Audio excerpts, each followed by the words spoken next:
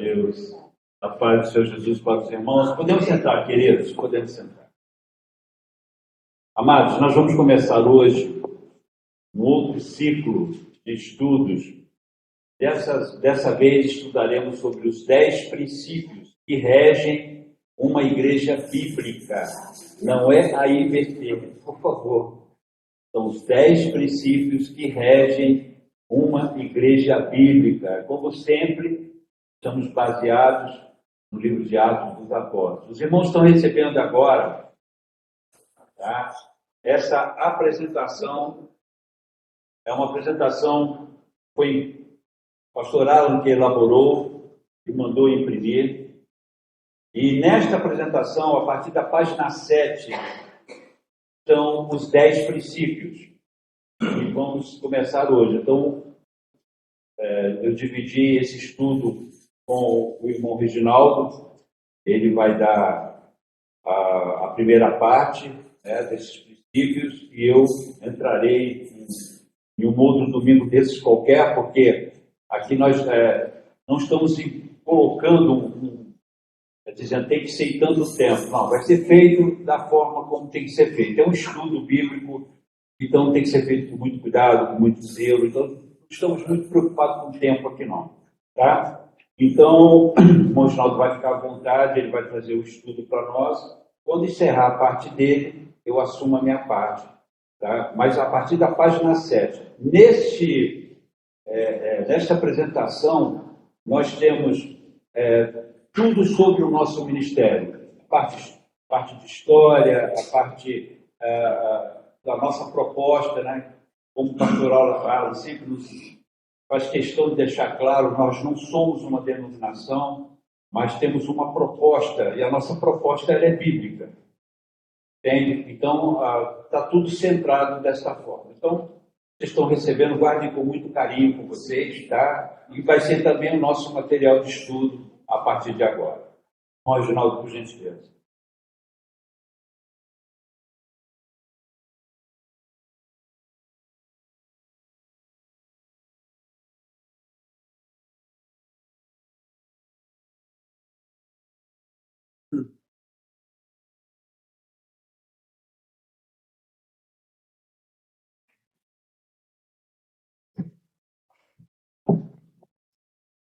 Irmãos, a paz do Senhor Jesus Cristo, a todos os irmãos presentes e também aqueles irmãos que estão nos acompanhando pela internet, pelas redes sociais, extensivo aos seus familiares também, tá?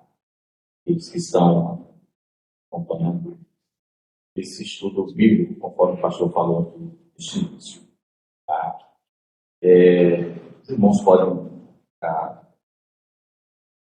dados nesse momento. O pastor já fez a apresentação do que é, né? Então, só fazer uma oração para o Senhor dar. Se quiser ficar de pé, pode ficar à vontade. Senhor Deus e Pai, oramos a Ti nesta hora, pedindo a assistência do Espírito Santo. Nos abençoa no início desse estudo, ser gracioso conosco, nós oramos. Em nome de Jesus, amém. Amém. Podem sentar. Essa parte dos princípios, princípios bíblicos, de uma igreja bíblica, conforme o pastor falou, igreja bíblica, ela foi dividida em duas partes, tá? Vou antecipando aqui para os irmãos. Então, do princípio 1 ao 4 é a primeira parte. Do princípio 5 ao 10, ou seja, 6 princípios, é a segunda parte. Ela não é dividida 5 e 5. Tá? Se os irmãos observarem, os irmãos vão ver um comentário entre o 4 e o 5, fazendo essa divisão. Dizendo, olha, os demais princípios são consequência dos 4 primeiros. Então, a divisão é feita dessa forma. Eu fiz para tentar hoje concluir a primeira parte. Se não for possível, eu passo no próximo domingo. Tá? Então, o pastor vai dar a segunda parte, que é do 5 ao 10. São 6 princípios. Tá? Então, primeiramente, irmãos, como puderem acompanhar na apostila, algo que já está feito para nós, né? Foi feito com muito carinho, são as próprias definições, são as próprias explicações de cada princípio. Tá? Nós vamos explorar um pouco o que é que o texto exatamente quer dizer. Mas antes disso, a gente vai ver o porquê dos princípios bíblicos. Tá? Então, vou ler aqui. Os princípios bíblicos, observaram, é para que a igreja se mantenha sadia e fiel ao Senhor. É necessário que observemos cuidadosamente certos princípios bíblicos, os quais listamos abaixo. Ignorar qualquer um deles tornará a igreja suscetível a heresias e modismos prejudiciais ao corpo de Cristo. Pois tal congregação deixará de ser bíblica. Dos 4 primeiros princípios, pelo que eu tinha acabado de falar para vocês, derivam os demais, que também são classificados como princípios, serem igualmente ensinamentos essenciais. Amém? Amém. Então, a primeira coisa que a gente tem que observar aqui é para que atentar para princípio, para a saúde da igreja. A primeira coisa que está aqui na definição. A gente está interpretando junto. Eu sei que mais juntos, né, nós vamos mais longe. As ovelhas juntas são protegidas, né? As ovelhas juntas, o Espírito Santo está ali operando no nosso favor. Então, a igreja é sadia quando ela observa princípios. E para que a igreja se mantenha fiel ao Senhor. É a igreja. Então, o princípio serve para isso. Tá? Então, é necessário essa observância por causa da saúde da igreja. Lembre-se que a igreja, em 1 Coríntios capítulo 12, o apóstolo Paulo vai falar inicialmente de dons espirituais, depois ele vai falar do corpo, no próprio capítulo 12. E aí, num grande detalhamento, inclusive dando nome a partes de corpo, para tipo de exemplificação. Né? Então, a gente pode, é algo fácil de aprender, a Bíblia faz isso, né? Que bom. A gente pode olhar para nós mesmos. Né? Quando a gente está com saúde, parece que tudo mais você supera. Dificuldades financeiras, dificuldades de relacionamento, dificuldades daquilo outro. Você está com saúde mental e física. Né? Tem uma frase em latim, se não me engano, nas Forças Armadas, você vai lá, tá, os quartéis mais antigos tinha mente sã, corpo são. Então são os dois andando juntos, mente e o corpo. Porque você pode estar com tudo,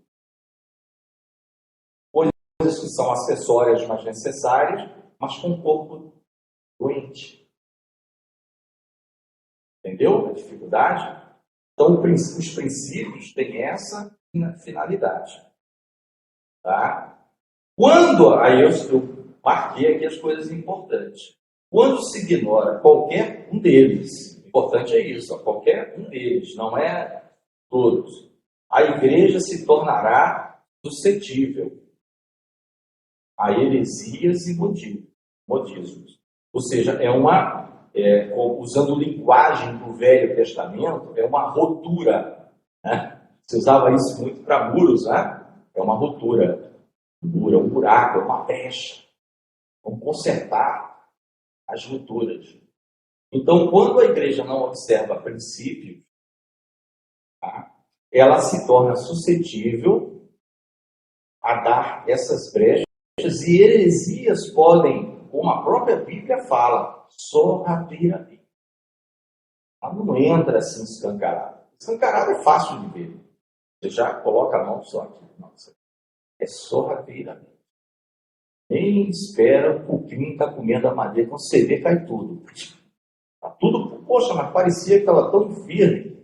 Só a aparência. Por baixo, o cupim já comeu tudo. Tá? Então, heresias e modismos. Modismo, a palavra já diz, é algo que não está assim na Bíblia, mas deu na cabeça de alguém. Vamos fazer assim, vamos fazer assim. E aí isso pode ferir um princípio. Não é que você está engessado.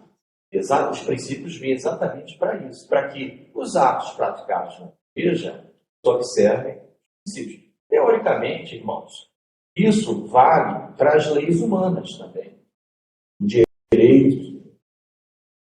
Quem estudou direito, eu não estudei direito, mas no meu trabalho lidar também com isso muito. Acabei ficando especialista, entre aspas, sem ser advogado, em determinada parte de um direito. Tanto lidar com aquilo. Você tem princípios no direito. Tá? Claro que o que está na letra é muito bonito, né? Está escrito lá é bonito, né? Porque a letra sozinha ela não faz nada. Existe um agente que é o ser humano, né? Que vai dizer que gato é com J, muda tudo, né? Embora está escrito que é com G, não, mas enfim. Aí a gente já sabe, é do ser humano. O ser humano faz essas coisas. Tá? Heresia é um negócio difícil, porque heresia ao extremo vai levar à apostasia. Uma antecede a outra. Tá? A heresia começa a crescer quando você vê no final aquela apostasia que o pastor costuma citar, não pessoal, mas institucional. A coisa já não está bíblica.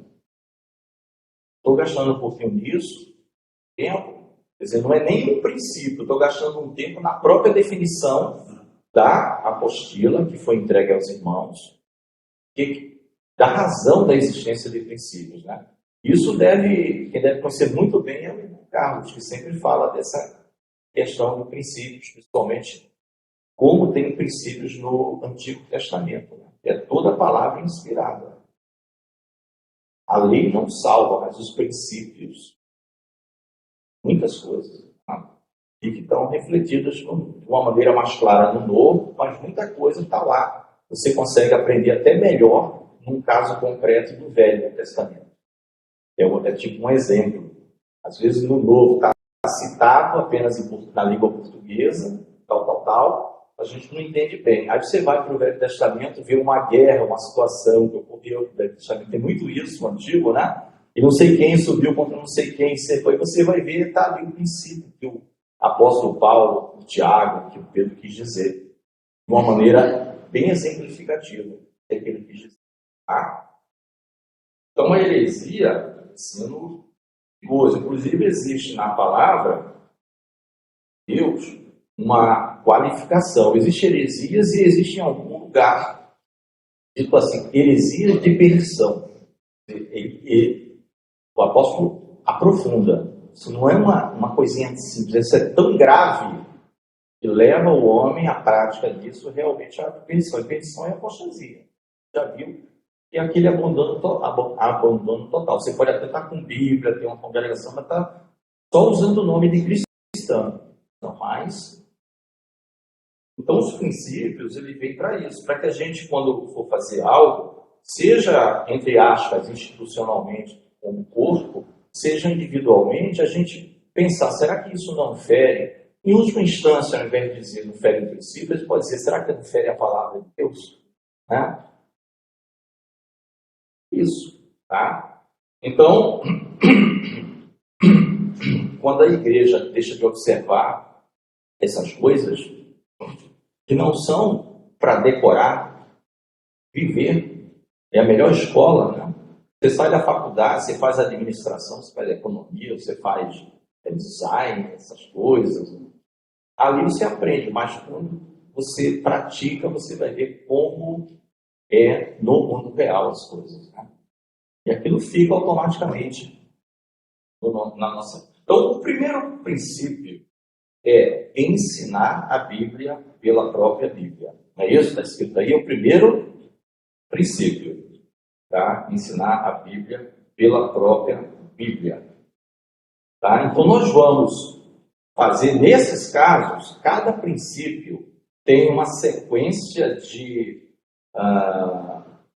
versículos. Tá? Cada princípio, do primeiro ao 10º, tem uma sequência de versículos e, em tese, é feito para o seguinte: são com base nesses versículos, não exaustivamente, exemplificadamente, porque existem muitos mais na Bíblia, e nós estamos destacando aqui tal princípio. Tá? Então, nós vamos fazer do jeito que nós fizemos para estudar, para interpretar um pouquinho aqui a razão dos princípios. Nós vamos fazer a mesma coisa nas definições de cada princípio, do 1 ao 4. E ao final de cada detalhe, a gente nós destacamos aqui, eu anotei, 3 versículos, amém? Amém. 3 de cada, nós não vamos ler todos, não é isso? 3, porque foram 3 assim bem importantes, né? Orando a Deus, o Senhor, sem prejuízo dos irmãos ou irmãs, conforme nós já sabemos, a nossa escola bíblica é dinâmica, citar um exemplo, citar outro versículo bíblico, tá? Então, ensinar a Bíblia pela própria Bíblia. O que é que está escrito neste trabalho? Muito bem feito. A Escritura deve ser interpretada com a própria Escritura, pois que a Bíblia é a inerrante, suficiente e eterna Palavra de Deus. Logo, os seus ensinamentos não podem estar sujeitos à particular interpretação dos homens. Sendo assim, devemos compreender um texto bíblico examinando, primeiramente, o seu contexto e, se necessário, recorrendo também a outros textos bíblicos, tá? Que possam ajudar na elucidação, porém sem desconsiderar os aspectos históricos e culturais da época em que foram escritos. Hein? Então, esse é ensinar a Bíblia pela própria Bíblia. Por isso, irmãos, aqui vai um comentário meu. Vocês vão ver ao longo de toda a igreja, se alguém dá mais um pouco, vocês vão ver que de vez em quando a igreja está soltando uma espécie de documento, irmãos juntos, reunidos, que tem compromisso com a palavra de Deus, né? Não é uma extensão da palavra de Deus, mas é um documento reafirmando as coisas que estão na palavra, consignado, porque está sempre tendo movimentos aí distorcidos. Tá? Então a gente vê isso já bem antes do segundo século. No segundo século, credo apostólico, entendeu? Por quê? Porque já existia um movimento sempre que pegam a palavra e começam a fazer certas viagens.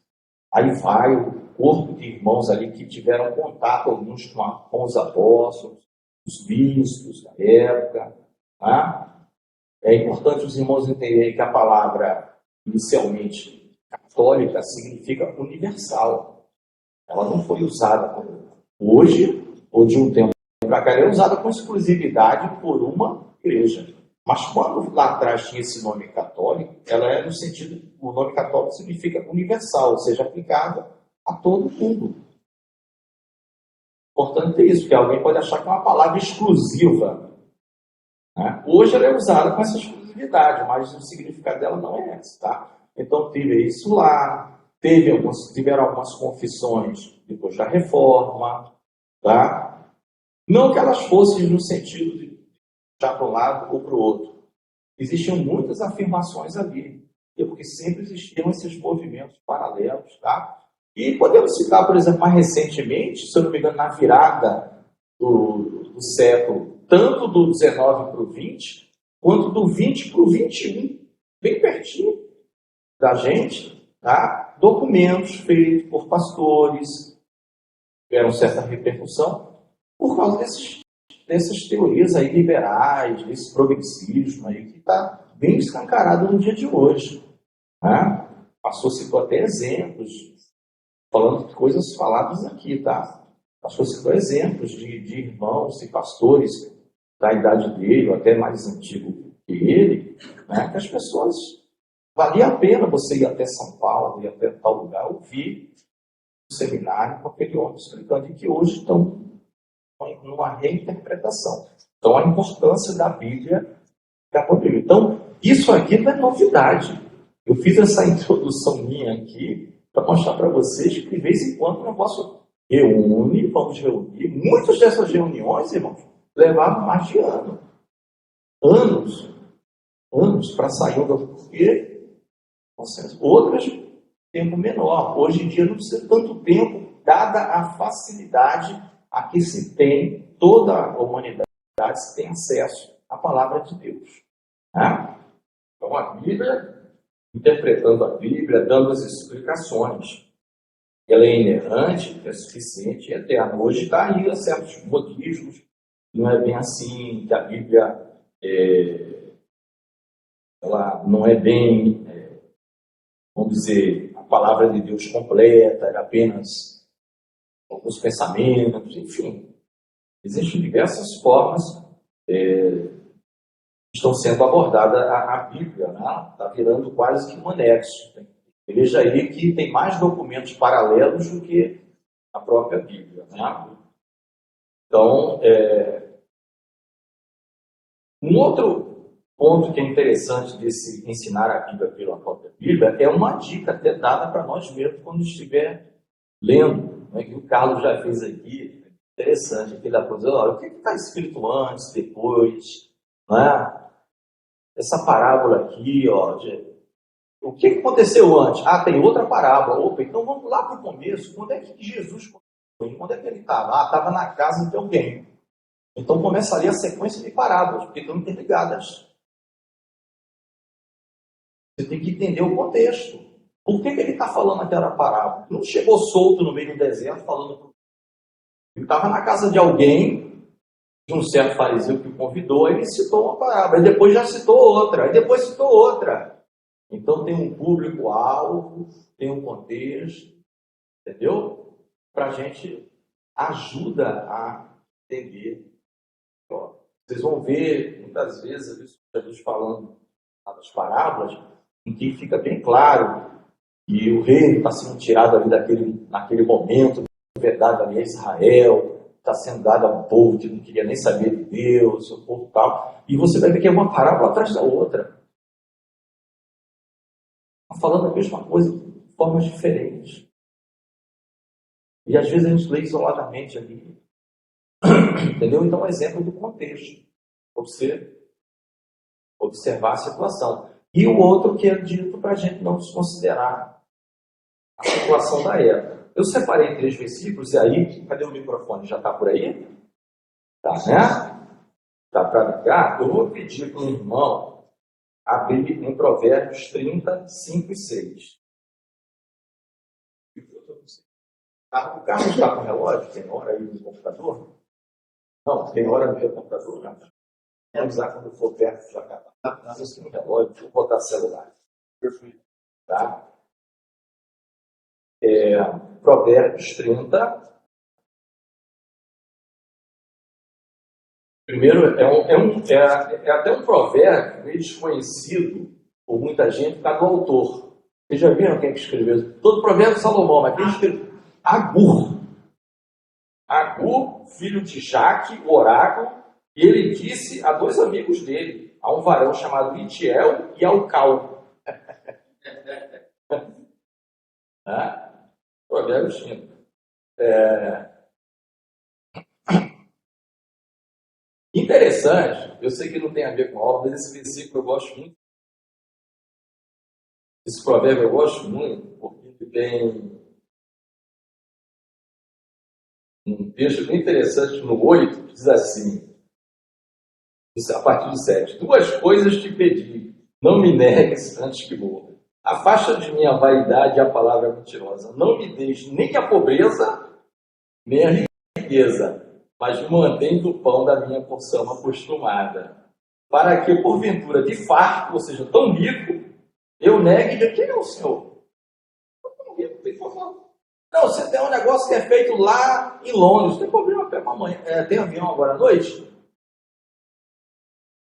Né? E vou jantar em Paris, tá? Ou tão pobre, que eu venha ter que furtar. E aí eu vou blasfemar o nome do Senhor.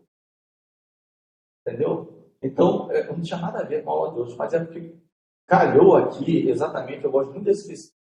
Ele pede para a porção que ele está acostumado. Ele não pede para ser rico. Não está dizendo que ter, mas rico de uma tal forma que, quem é o Senhor? Olha só que bronca, né? Estou chegar nesse ponto. Ou então numa pobreza que ele tem que furtar, roubar para se alimentar. E aí o nome do Senhor é blasfemado. Né? Mas vamos voltar aqui. Quem pode ler o 5 e o 6 do 30? Toda palavra de Deus é pura, escudo é para os que confiam nele. Nada acrescentes às suas palavras, para que não te repreenda e sejas achado mentiroso.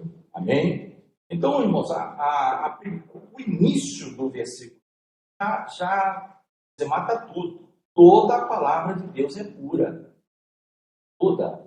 Então, aquilo que é puro, os irmãos concordam que não tem que ser feito mais nada. Se você fizer, você vai sujar. É puro. A gente vê aqui que em Jesus, por exemplo, santo e imaculado, dito lá na Lei dos Profetas, sem pecado, sem mancha. Aí você vai acrescentar o que? Você quer ensinar algo para Jesus? Ou você quer apontar um defeito de Jesus? A palavra diz que não teve uma palavra da boca dele que saiu errada. E nem no seu comportamento. Tá? Então, toda a palavra de Deus é pura. Toda. Então, qualquer coisa que eu queira inventar, reinterpretar, não sei o que, eu vou manchar. Por isso que tem aqui o aviso, ó, não acrescente nada. Isso não está dito só aqui, eu citei esse exemplo. A gente vê, por exemplo, isoladamente no livro do Apocalipse, tá? Para não acrescentar e nem tirar. As coisas de Deus são perfeitas. Toda a palavra de Deus é pura. Tá? Então, quem confia em Deus, é o que está dito aqui, eu estou falando da minha forma, quem confia em Deus, a palavra ela é escudo. Quem confia em Deus, ou seja, quem confia em toda a palavra de Deus, tá? Quem confia em Deus, toda a palavra de Deus, lógico, ela é escudo. E escudo para o combatente, a gente lembra lá de Efésios 6, se não me engano, finalzinho, né? Da armadura do combatente. O escudo é comparado à fé, o escudo da fé, pelo qual vocês podem cancelar, anular todos os dardos inflamados do maligno. Então, olha qual é a proposta do maligno. É te machucar, mas muitas vezes não é diretamente. É afetando a palavra, mexendo na palavra, é dando margem para você. Né? Por isso que se fala muito, leia a palavra de Deus contra você. E às vezes a gente já está de um jeito que é achar algum versículo que corrobore, que referente àquilo que você quer fazer, que está errado. Né? Pastor, esse tempo todo, Carlos, eu já peguei casos, irmãos, que não era fácil assim, todos nós já pegamos. Ovelha. A mesma ovelha vem 2, 3 vezes no mês, na semana, um textozinho, irmão, isso aqui não quer dizer, sabe, aquele versículo ali no meio, e o Senhor claramente diz, cuidado, você vai responder, porque ela está dizendo isso, porque é algo que ela está, você nem sabe o que ela quer fazer, essa pessoa quer fazer. Quer fazer errado, aí vai dizer, não, o diácono disse que essa palavra a gente sabe disso, tem que tomar cuidado. Porque nós somos um grupo pequeno, mas numa igreja de 200, 300 pessoas, tem gente assim. Irmão Reginaldo, não, versículo. Você começa a dar uns cutucadas, o negócio não sai. Você já fica. Aí você já faz todas as gente, já se cerca. Olha, irmão, considerando isso, os eu já me circunscrevi. Aqui é isso é isso.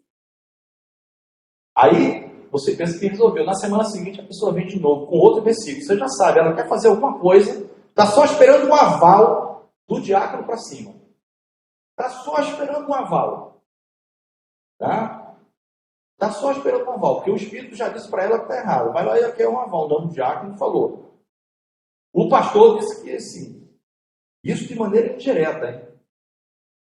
Muito cuidado. Porque as pessoas querem pegar a palavra de Deus para fazer coisas. Já tem no coração o que ela quer fazer. Entendeu? Coração. O profeta Ezequiel, uma hora, irmãos, ele recebe um grupo de homens, inclusive anciãos. E o profeta Ezequiel lá na Babilônia, né, junto com a plebe, Daniel era no palácio e ele era com a plebe. Foi onde Deus quis colocar cada um. E ele era um levita, um sacerdote. Ezequiel, né? Daniel não, Daniel era da tribo de Judá. O Senhor já preparou o coração do profeta e disse: olha, esse pessoal vem consultar você para saber a resposta, mas eles já estão. Isso aconteceu com Jeremias também. Eles vêm, já está com a decisão tomada. Já está com a decisão tomada. Ele quer só referendar. Aconteceu com Ezequiel, não é novidade. E vem com a palavra. Aí chega uma hora que o Senhor fala assim: olha, quando esse pessoal vier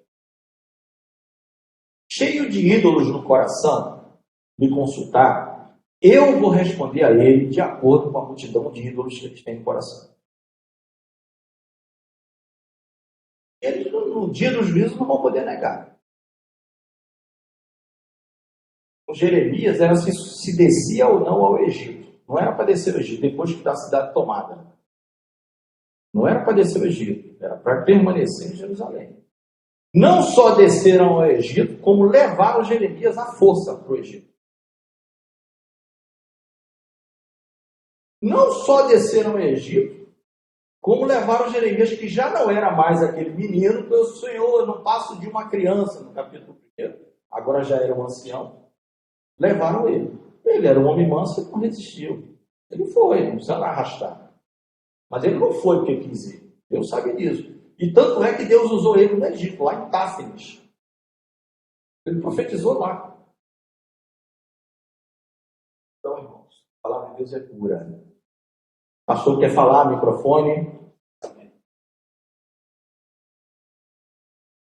Interessante, irmão Reginaldo, que eu acho que vale até a pena ressaltar o que o irmão colocou aí, em relação à importância, né, do estudo bíblico de uma forma assim sistemática, acurada. Porque na realidade nós temos duas formas, duas maneiras de abordarmos a Bíblia.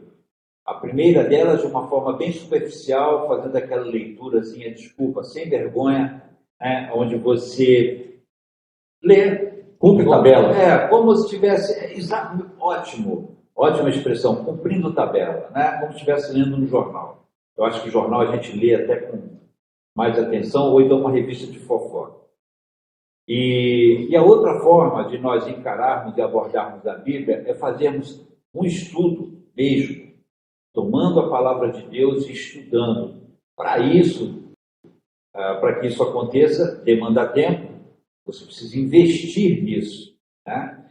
Então, acho interessante, e é uma coisa que eu tenho meditado muito, é que quanto mais facilidades nós temos, mais relapsos nos tornamos. E antigamente não se tinha internet, antigamente não se tinha a vastidão de comentários online, a Bíblia online, e por aí vai, né? E nós temos hoje essa ferramenta espetacular, que é usada para o mal, mas também é usada para o bem, que é a internet, onde nós podemos lançar mão dela para podermos estudar a própria palavra. Então, hoje, um cristão que realmente está afinado com Deus, ele quer conhecer a Deus, ele quer aprender mais, ele tem hoje o celular dele, por exemplo, ele pode levar para o canto de leitura da palavra E ali ele fazia um estudo de uma forma acurada. Agora, essa parte que o irmão está abordando, que é a questão de examinar a Bíblia pela própria Bíblia, é que nós precisamos ter uma compreensão, digamos assim, mais ampla em relação a isso, né? Como o irmão está explicando aí.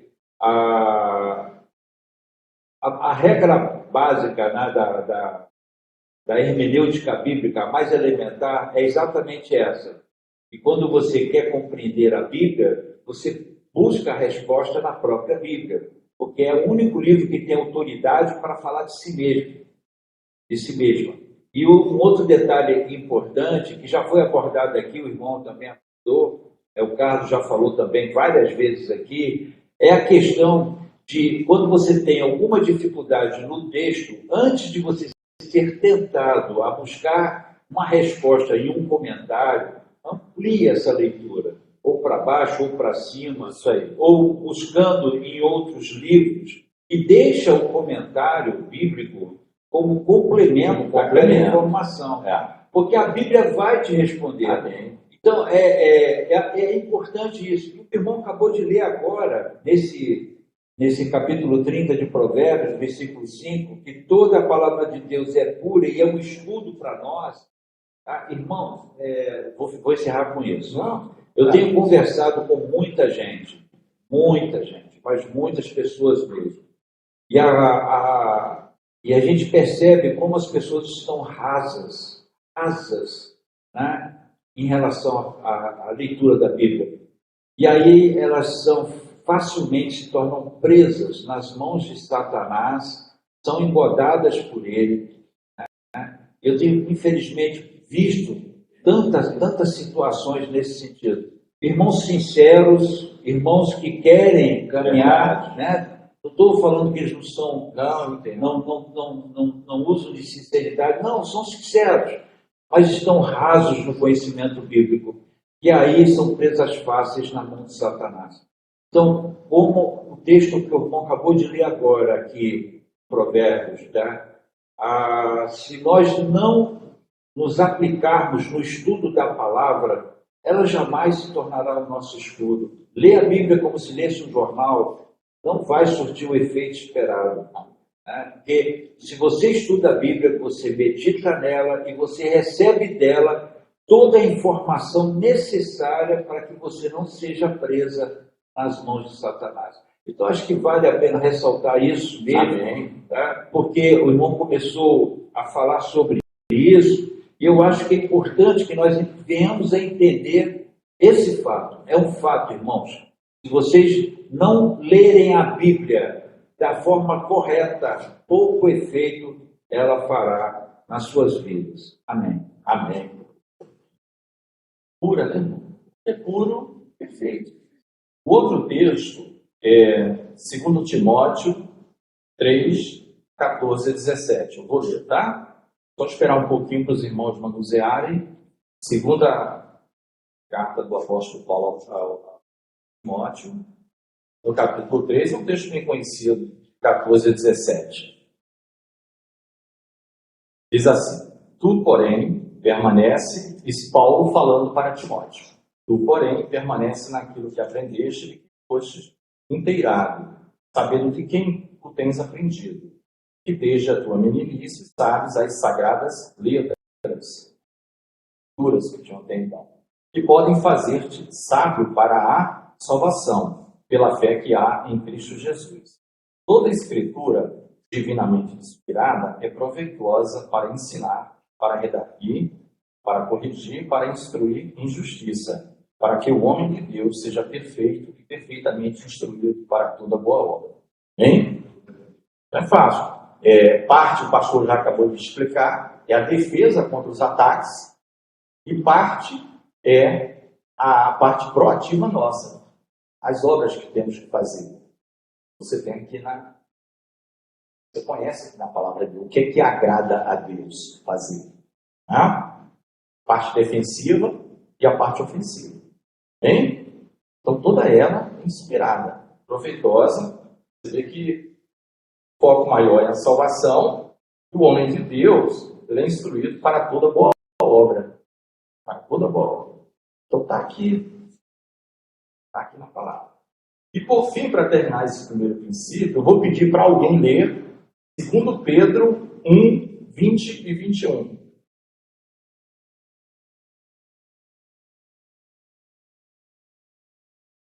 Segundo Pedro, capítulo 1, versículos 20 e 21. Quem puder ler, aí a gente termina esse primeiro princípio e passa para o segundo. Vou tentar terminar os 4 hoje, mas vai depender da hora. Se não der tempo, o Carlos vai avisar aqui para a gente, tá? Ele vai dar um toque mais ou menos aí no horário. Embora eu esteja com o celular aqui, mas tanta coisa aqui em cima, Carlos, tá? Eu peço o teu help aí na hora desse. Mais 10. 10 e 10, tem uns 20 minutos. Sabendo primeiramente isto, que nenhuma profecia da Escritura provém de particular elucidação, porque nunca jamais qualquer profecia foi dada por vontade humana. Entretanto, homens falaram da parte de Deus, movidos pelo Espírito Santo. Amém, irmão? É isso que a gente precisa saber. Aqui não precisa nem entrar em detalhes da interpretação exclusiva dos versículos lidos. Mas basta, se nós temos um nível de temor ao Senhor, saber que a Escritura foi escrita por homens santos, mas inspirados por Deus. Ponto. Não é? Todos os textos que nós lemos hoje concordam. Por isso que ela é pura. Aí você vai acrescentar algo, ou vai retirar algo, ou vai distorcer. Né? Por isso que a gente considera como inerrante, suficiente e eterna. A palavra de Deus está aqui nas definições. Então, esses 3 versículos, por si só, já dá uma... Né? Existem vários versículos, depois os irmãos podem ler. Tá? Então, esse é um princípio que deixa bem claro a suficiência da palavra de Deus e a sua inerrância quanto tudo aquilo que agrada a Deus e das artimanhas do adversário, como nós temos como nos proteger. Tudo, tá? Como o pastor bem elucidou. O segundo princípio, irmãos, é interpretar o Antigo Testamento segundo a graça revelada no Novo Testamento. Tá? Então vamos ler aqui o que diz. Os ensinamentos que há nos 39 livros que compõem o Antigo Testamento não devem ter primazia sobre o que é ensinado nos 27 livros do Novo Testamento. Embora todos os textos bíblicos sejam igualmente inspirados por Deus, a mesma Escritura nos revela que em Cristo somos participantes de uma nova, melhor e eterna aliança com Deus, a qual está revelada e mais bem esclarecida nos escritos neotestamentários. Bem? Então, isso aqui quer dizer, basicamente, que o Novo Testamento revela o Evangelho de Cristo, que era tudo que o homem estava esperando, a perfeição, o verbo divino. Então, quando você for ler o Velho Testamento, você tenha em mente Cristo. Porque se você ler isolado, você vai ver como o judeu ortodoxo que continua aguardando o Messias. E mesmo assim nós sabemos que os judeus ortodoxos, a grande verdade, eu tenho amigos judeus, mais de um, vocês têm ideia, tenho amigos, né? 4 amigos particular.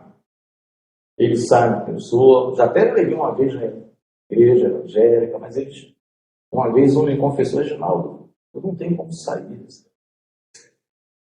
dali. Estava na sinagoga toda semana, o pessoal me viu desde pequeno.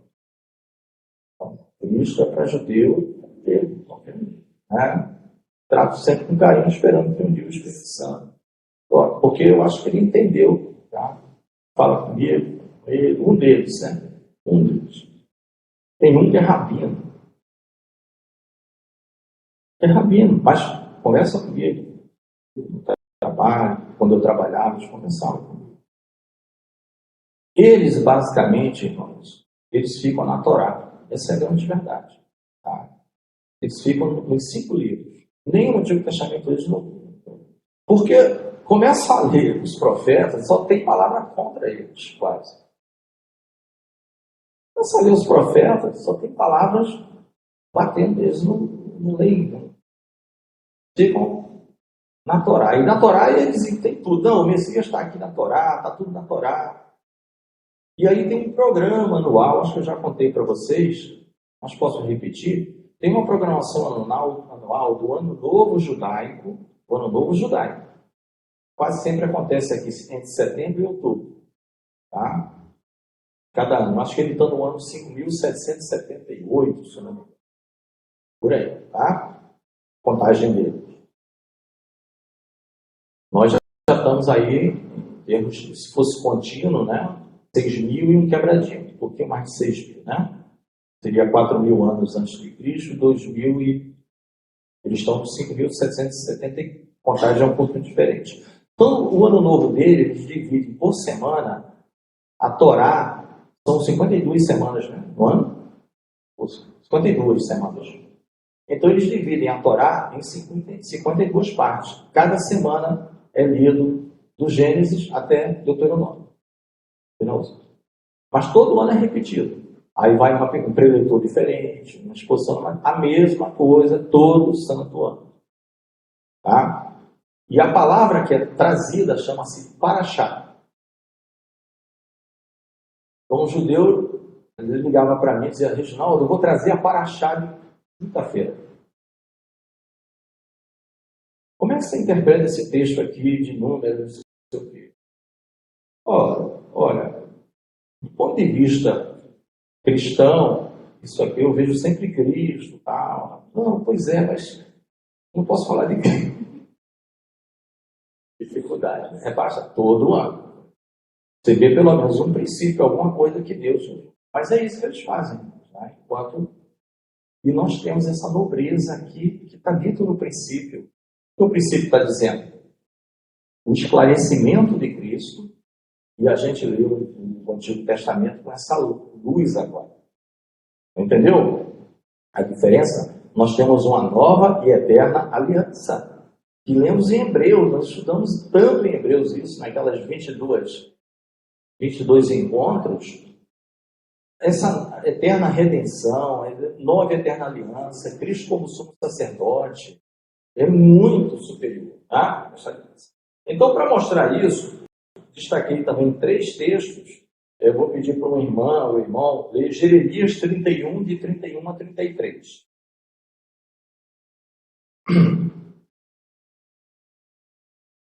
Jeremias 31 a 33. Quem quiser, quem achar, pode ler.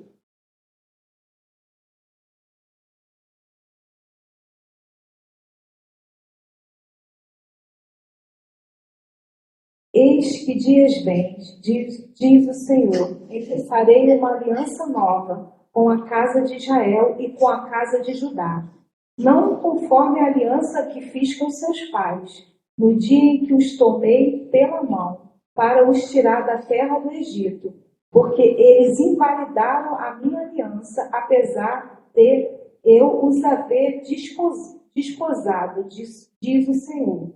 Mas esta é a aliança que farei com a casa de Israel depois daqueles dias, diz o Senhor. Porei a minha lei no seu interior e a escreverei no seu coração, e eu serei o seu Deus, e eles serão o meu povo. Amém? Então, esse texto lido pela Janete, o profeta Jeremias já apontava de maneira clara. Eu, inclusive, falei para vocês que ele, na íntegra, ele vai lá para Hebreus. O autor de Hebreus, alguém foi, né? Que é 8, né? Lá em Hebreus 8, ele repete. Tá? 8 do 8 ao 12, porque ele vai mais dos seus pecados, não me lembrarei jamais. Amém? A aliança feita em Jesus. A aliança feita em Jesus. Então, o que a gente está dizendo é: esse Novo Testamento é para nós, né? Para a igreja. Igreja inclui todo mundo, inclusive o judeu. Está lá em Efésios, no muro de separação, Foi derrubado em Cristo. Tá? O outro texto que eu vou ler está em Colossenses 2, 16 e 17 e 2, de 1 a 3. Colossenses 2, 16 e 17 e Colossenses 2, de 1 a 3. Na verdade, ainda existe mais um texto, mas esse texto aqui eu coloquei os dois juntos porque eles são bem interligados. Então, Colossenses 2, 16 e 17 diz assim: portanto, ninguém vos julgue pelo comer ou pelo beber, ou por causa dos dias de festa, ou da lua nova, ou dos sábados, que são sombra das coisas futuras, mas o corpo é de Cristo. Então, aqui o autor, Paulo, já está dizendo que as coisas lá da antiga aliança eram sombras de coisas melhores. Cristo. E no próprio 2, de 1 a 3, vai dizer o seguinte, de Colossenses: porque quero que saibais quão grande combate tenho por vós e pelos que estão em Laodiceia, e por quantos não viram meu rosto em carne, para que os seus corações sejam consolados e estejam unidos em caridade e enriquecidos da plenitude da inteligência, para conhecimento do mistério de Deus, Cristo, em quem estão escondidos todos os tesouros da sabedoria e da ciência. Hein? Então, Paulo está dizendo, olha, tudo que se possa imaginar ou não conseguir imaginar é em Cristo. Isso que Pedro vai dizer: crescei na graça e no conhecimento. Porque quanto mais você conhecer a pessoa de Jesus, mais tesouros celestiais, maravilhosos você vai conhecer. Estamos em Cristo. Então nós não vamos pegar isoladamente textos do Velho Testamento, especificamente da lei, sem ter a noção, né, da sua correlação com o Novo Testamento, porque a luz veio de Cristo, a luz veio ao mundo. João diz isso no capítulo 1. Mas os homens amaram mais as trevas, mas era a luz, veio alumiar todo homem. Tá? Por fim, quem pode ler Hebreus 13, 20 e 21?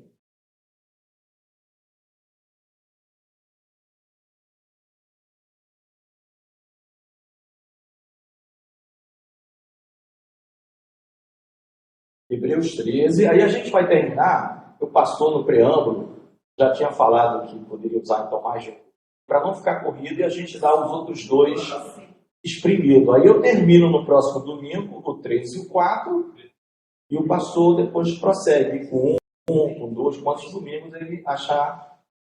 Tá? Hebreus 13, foi isso que eu falei? 20 e 21.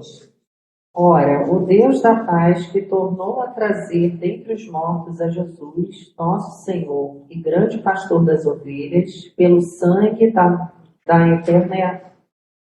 pelo sangue da eterna aliança, que vos aperfeiçoe em todo o bem para cumprirdes a sua vontade, operando em vós o que é agradável diante dele, por Jesus Cristo, a quem seja a glória para todo sempre. Amém. Hein? Esses dois versículos resumem bem isso que está no segundo princípio. Resumem bem pelo seguinte: só nesses dois aqui você vê a expressão eterno conserto, ou conserto eterno. Ou seja, é algo tão perfeito em Cristo, no sangue de Cristo, que não precisa de mudança. Ele é eterno, não precisa. É perfeito essa aliança. Segundo, ele é o grande pastor das ovelhas. Se você estava achando que está faltando alguém para cuidar da sua vida, Jesus é o grande pastor. Depois, ele aperfeiçoa, olha, mais uma vez, toda boa obra. Então você vê que Deus é que prepara essas boas obras para nós praticarmos. Né? Agora, como nós praticamos, um dia vai ser nada, né? Lembre-se que é com temor e com tremor. Está escrito. Ele preparou antes para a gente. Aí como que a gente fez? Ele não vai pegar no meu braço, não vai empurrar você, não vai fazer você fazer de uma maneira, ele vai fazer você fazer. Agora, é do jeito que você, né? Pode ser que aos meus olhos olha, isso era mal feito, mas para Deus, Deus está olhando e vai dizer, ela fez o melhor que ela podia fazer. Glória a Deus. Foi mal feito para o homem, que está julgando o outro. Mas para Deus, a pessoa não teria nem condições de fazer daquele jeito. Foi além das coisas. Entendeu? O pastor, mais uma vez, para... Que isso, pastor? Uma ilustração que eu já trouxe aqui, tá? E que me ajudou muito ao longo da caminhada, que vem a calhar com esse ponto que o irmão Ginaldo está falando, interpretar o Antigo Testamento segundo a graça revelada no Novo Testamento, que é o princípio, que é esse segundo princípio que nós estamos vendo agora, que me auxiliou muito essa ilustração. E eu já falei sobre ela aqui. Imaginem um grupo de pessoas vivendo dentro de um buraco, dentro de um vale, onde eles contemplavam o céu, mas não tinham como sair dali. Todos eles arrastavam de uma terra. Todas as pessoas, todas elas tinham essa peculiaridade nelas. Todas elas arrastavam de uma terra. Viviam bem, transitavam bem, porque todas elas eram iguais, até o dia em que alguém joga lá de cima uma escada. E a escada cai lá embaixo, eles olham a escada atingindo o topo daquele lugar, e aí eles contemplam o céu e falam, opa, vamos lá para cima. Só que eles não conseguem subir a escada porque todos eles arrastam de uma terra. Então, o que é interessante aí nesse sentido? O Antigo Testamento foi algo que Deus trouxe, que trouxe a seguinte revelação para o homem. Deus é santo e ele abomina pecado. Então, para que o homem chegue até Deus, é preciso ser feito alguma coisa para que ele possa conseguir agradar a Deus. Eu sou santo e vocês precisam ser santos também. Só que o homem não conseguia fazer isso. Até o advento no Novo Testamento, quando Jesus vem e nos restaura e nos dá essa condição através dele, é ele estendendo a mão e nos puxando para cima, como a própria palavra de Deus diz, e nos reconciliou com Deus. Fomos reconciliados com Deus em Cristo Jesus. E tudo que nós somos em Cristo Jesus, estamos inclusos nele. E por causa disso, podemos, como o próprio irmão Ginaldo falou aqui, em Hebreus diz que agora nós podemos entrar no santíssimo lugar. Nós adentramos, onde o sumo sacerdote ia uma única vez por ano, né? Jesus entrou de uma vez por todas e nós podemos ir lá. Então, é Jesus nos puxando. Então, essa ilustração me ajudou muito a entender que o Antigo Testamento tem a sua importância, claro, mas nesse sentido. Mas o irmão Ginaldo falou muito bem aí. A partir do momento que nós pegamos o Antigo Testamento e tomamos somente ele e perdemos a visão dessa outra parte, tá? Nos tornamos legalistas. Começamos a fazer algo que não é certo. Nos desvirtuamos daquilo que a Bíblia nos ensina. Só trazer essa... Amém. Exatamente. Tá? Então, claro, né? Cristo é a luz, Cristo é o pastor. É um evento tão importante, a vinda do Senhor para cá. Né? Vamos ficar de pé para a gente terminar. E no próximo domingo a gente dá o 3 e o 4 e encerra esses 4 primeiros, que conforme está escrito aqui, dependem, né? Os outros do 5 ao 10, eles resultam disso daqui. É tão importante que a vinda do Senhor é chamada a plenitude dos tempos. Entendeu? Né? Mas quando chegar a plenitude, ou seja, completou, é o tempo, não era para ele nascer nem antes, nem depois, era exatamente ali. Plenitude dos tempos. O evento mais importante para o homem, para nós, para que a gente pudesse subir essa escada com Deus, porque somos totalmente inatos. Então, é a plenitude dos tempos. Tem gente aguardando, nós aguardamos a volta do Senhor que já nos salvou, nos resgatou, não é? Nós aguardamos, nós não somos mais desse reino, né? A palavra diz, nós somos cidadãos do céu. Não é aqui o nosso lugar, somos chamados embaixadores de Cristo, somos de outra pátria, como Abraão dizia, os heróis da fé, né?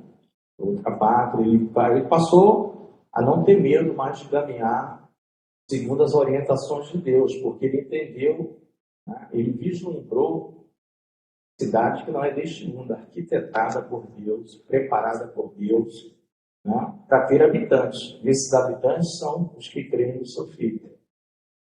Vai nos levar. Então, a importância do Novo Testamento. E isso é importante, a gente vai terminar, porque tem igreja, e a gente ora por todos, como falando mal, e às vezes num ano, ou talvez em toda a sua existência, praticamente não faz uso, não tem estudo das epístolas, lê um versículo isolado, lá de Romanos, de Efésios, pela graça social, fica ali. Ninguém nunca, e aquilo foi escrito para a igreja, para as pessoas que estão segundo o concerto, do concerto eterno. E as pessoas sabem tudo do Antigo Testamento, né? Acham que estão na graça, enfim, podem até estar, misericórdia do Senhor, quem sou eu para medir, não se mede, né? Mas não valoriza. Né? E é escrito para quem? Se a igreja não lê, não é o judeu ortodoxo que vai ler. Se a igreja não lê, como o pastor falou, se a igreja não lê, dizer que é fácil, irmãos, olha, eu li Romanos não sei quantas vezes, mas dava vontade de parar várias vezes. No começo, entender, no capítulo 7, então, de Romanos, que Paulo personifica o pecado, ele fala com o pecado como o pecado fosse um ser humano também. Para os novatos, assim como eu era na época, eu li, mas dizer que eu entendi, muitas vezes lendo para poder, e até hoje, né, a gente vai. Romanos não é fácil. Romanos não é fácil, só que Romanos é um tesouro. E para quem que ele escreveu? Para os seguidores de Cristo, os discípulos de Cristo. E é assim mesmo para a gente ficar nela direto. A palavra de Deus nunca vai se esgotar. Tá? Ela veio da eternidade. A palavra de Deus é eterna. Tinha aqui um dos versículos, dentre eu escolhi 3, tem mais de um lugar falando que a palavra de Deus é do céu, não é daqui. Ela é do céu. Apocalipse, eu vi o anjo andando, voando com o evangelho eterno. O anjo está com o evangelho do céu, ele é de lá. Provérbios fala, Salmos 119 fala, a palavra desceu do céu. O salmista deu, eu amo a 119. Ela desceu do céu. Vamos orar. Senhor Deus e Pai, estamos agradecidos a Ti mais uma vez por este breve período, ó Deus, de estudo dos princípios bíblicos, ó Deus, em que nos permitiste, ó Deus, estudarmos aqui a noção do que é o princípio e os 2 primeiros, ó Deus, com base única e exclusivamente na Tua Santa Palavra, que é fiel, que é inerrante, que é eterna, Senhor. Nós somos gratos por esta oportunidade, Senhor, de estarmos reunidos num só corpo, num só espírito, ó Deus, aprendendo do sumo pastor, do grande pastor das ovelhas, Deus, pastor das congregações, Deus que sabe todas as coisas, Deus, e que tem nos ensinado dia após dia. Aceita, ó Deus, este período como uma oferta a Ti, Senhor. Oramos, agradecidos por tudo, em nome do Senhor Jesus. Amém. Amém. Intervalo.